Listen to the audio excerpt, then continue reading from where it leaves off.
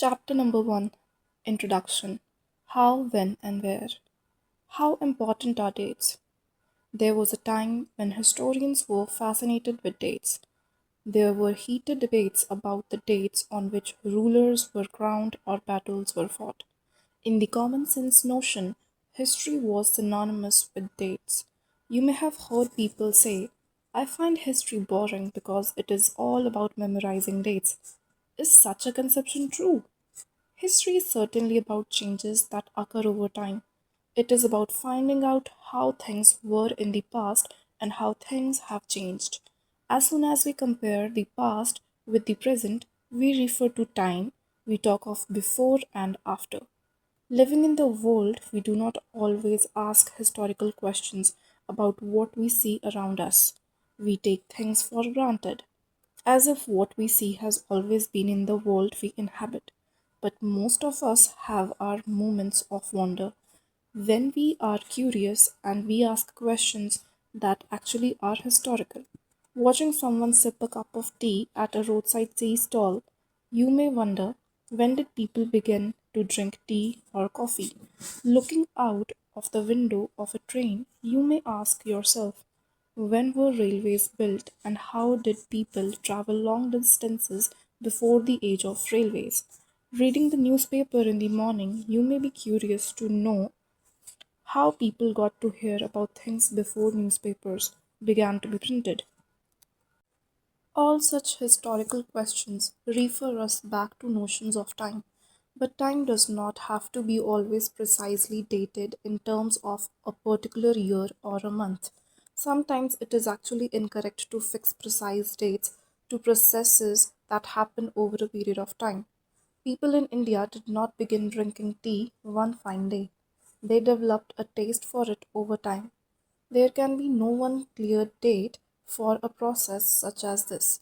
Similarly, we cannot fix one single date on which British rule was established, or the national movement started, or changes took place within the economy and society. All these things happened over a stretch of time. We can only refer to a span of time, an approximate period over which particular changes became visible. Why then do we continue to associate history with a string of dates? This association has a reason. There was a time when history was an account of battles and big events. It was about rulers and their policies. Historians wrote about the year a king was crowned, the year he married, the year he had a child, the year he fought a particular war, the year he died, and the year the next ruler succeeded to the throne. For such events as these, specified dates can be determined, and in histories such as these, debates about dates continue to be important. As you have seen in the history textbooks of past 2 years, historians now write about a host of other issues and other questions. They look at how people earned their livelihood, what they produced and ate, how cities developed and markets came up, how kingdoms were formed and new ideas spread, and how cultures and society changed. Which dates? By what criteria do we choose a set of dates as important? The dates we select, the dates around which we compose our story of the past, are not important on their own. They became vital because we focus on a particular set of events as important. If our focus of study changes, if we begin to look at new issues, a new set of dates will appear significant. Consider an example.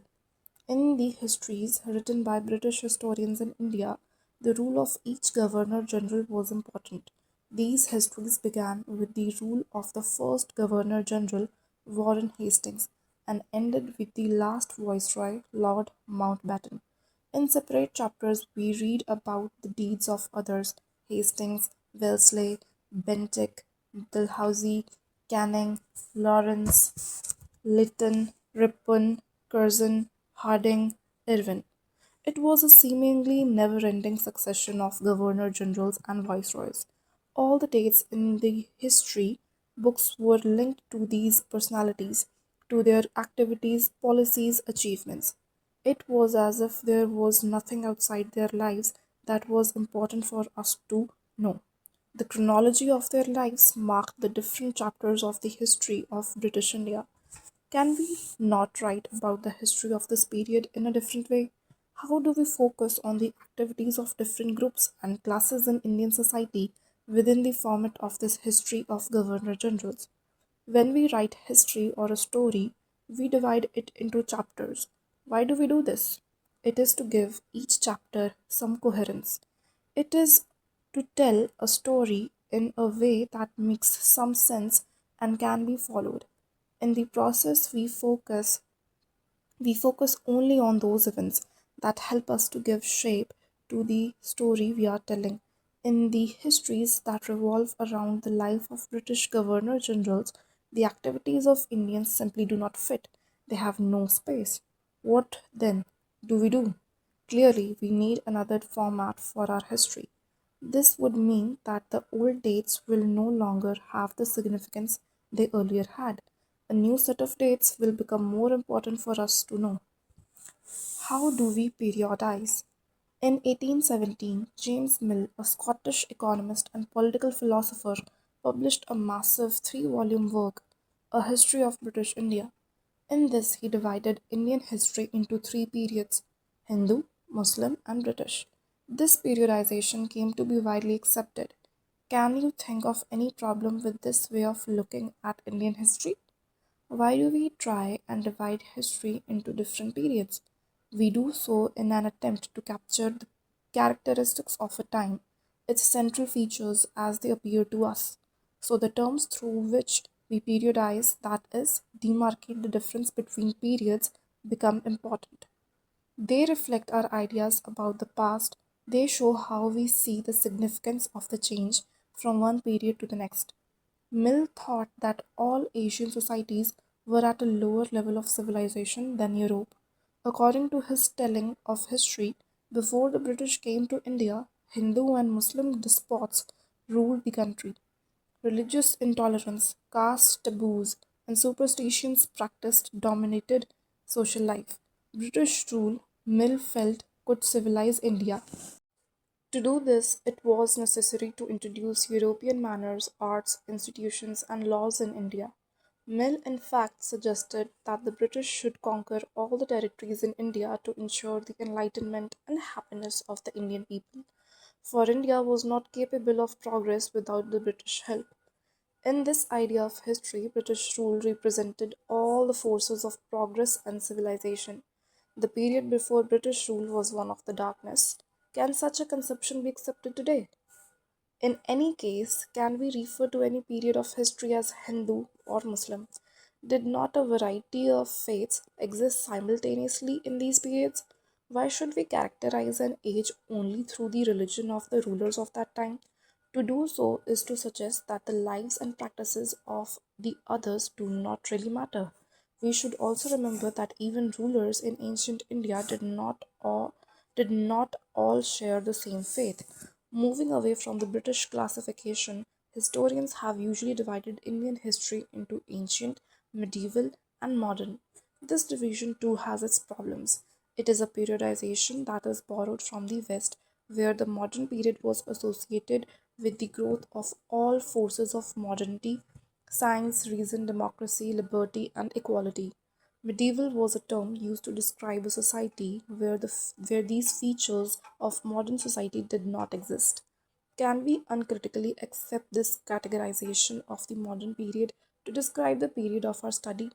As you will see in this book, under British rule, people did not have equality, freedom, or liberty, nor was the period one of economic growth and progress. Many historians therefore refer to this period as colonial. What is colonial?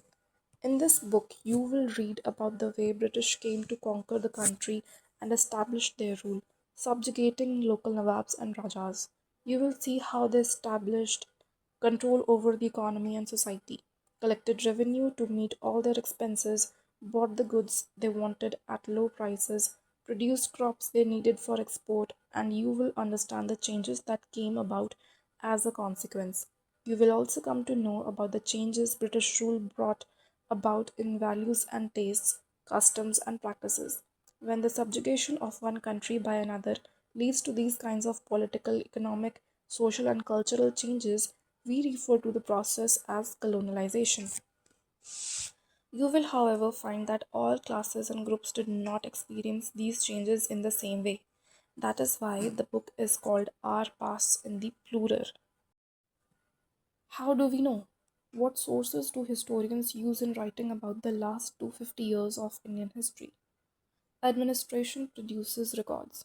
One important source is the official records of British administration. The British believed that the act of writing was important. Every instruction, plan, policy, decision, agreement, investigation had to be clearly written up. Once this was done, things could be properly studied and debated. This conviction produced an administrative culture of memos, notings, and reports. The British also felt that all important documents and letters needed to be carefully preserved, so they set up record rooms attached to all administrative institutions. The village, the Tehsildar's office, the collectorate, the commissioner's office, the provincial secretariats, the law courts all had their record rooms. Specialized institutions like archives and museums were also established to preserve important records. Letters and memos that moved from one branch of administration to another in the early years of the 19th century can still be read in the archives. You can also study the notes and reports that district officials prepared, or the instructions and directives that were sent by officials at the top of provincial administrators. In the early years of the 19th century, these documents were carefully copied out and beautifully written by calligraphists, that is, by those who specialized in the art of beautiful writing. By the middle of the 19th century, with the spread of printing, multiple copies of these records were printed as proceedings of each government department. Surveys become important. The practice of surveying also became common under the colonial administration. The British believed that a country had to be properly known before it could be effectively administered. By the early 19th century, detailed surveys were being carried out to map out the entire country. In the villages, revenue surveys were conducted. The effort was to know the topography, the soil quality, the flora, the fauna, the local histories, and the cropping pattern. All these facts seen as necessary to know about the administer the region. From the end of the 19th century, census operations were held every 10 years. These prepared detailed records of the number of people in all the provinces of India. Noting information on castes, religion, and occupation, there were many other surveys: botanical surveys, zoological surveys, archaeological surveys, anthropological surveys, forest surveys. What official records do not tell. From this vast corpus of records, we cannot get to know a lot, but we must remember that these are official records. They tell us what the officials thought, what they were interested in, and what they wished to preserve for posterity. These records do not always help us understand what other people in the country felt and what lay behind their actions. For that, we need to look elsewhere. When we begin to search for these other resources, we find them in plenty, though they are more difficult to get than official records. We have diaries of people, accounts of pilgrims and travelers, autobiographies of important personalities, and popular booklets that were sold in local bazaars. As printing spread, newspapers were published and issues were debated in public. Leaders and reformers wrote to spread their ideas. Poets and novelists wrote to express their feelings. All these sources, however, were produced by those who were literate. From these, we will not be able to understand how history was experienced and lived by the tribals and the peasants, the workers in the mines, or the poor on the streets. Getting to know their lives is a more difficult task. Yet, this can be done if we make a little bit of effort. When you read this book, you will see how this can be done.